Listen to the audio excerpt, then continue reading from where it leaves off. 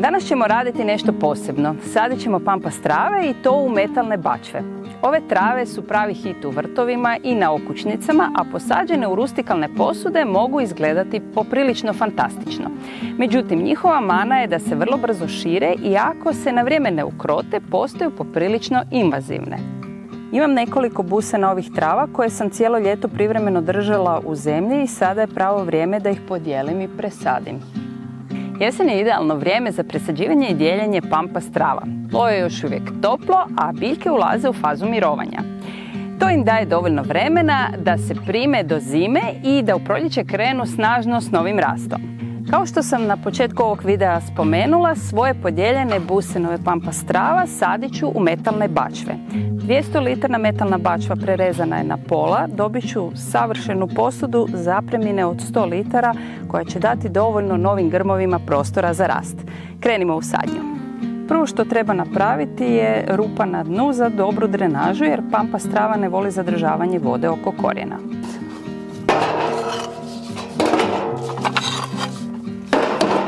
Na dno stavljam drenažni sloj koji će spriječiti truljenje korijena i osigurati da višak vode slobodno otječe. Pampas voli bogatu, ali propusnu zemlju. Najbolja mješavina je vrtna zemlja, pomiješana kompostom i s malo pijeska. Ako imate starog stajnjaka, super, ali ostavite ga dublje, da korijen ne bude direktno na njemu. Najteži dio u radu s ovom travom je upravo dijeljenje busena.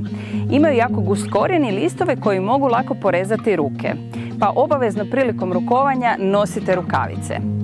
Svaki dio mora imati dovoljno korijena i zelenih izboja. Na ovaj način iz jedne velike biljke dobijemo više manjih, odmah spremnih za sadnju.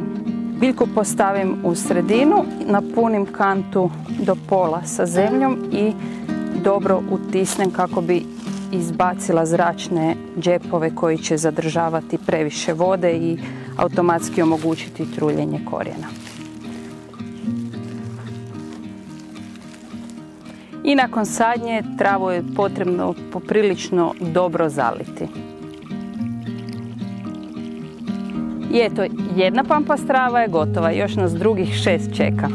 Međutim, ovaj zeleni dio trenutno neću odrezati, pustit ću ga da prezimi na biljci i odrezat ću do samog korijena tek u proljeće kad biljka krene s novim rastom.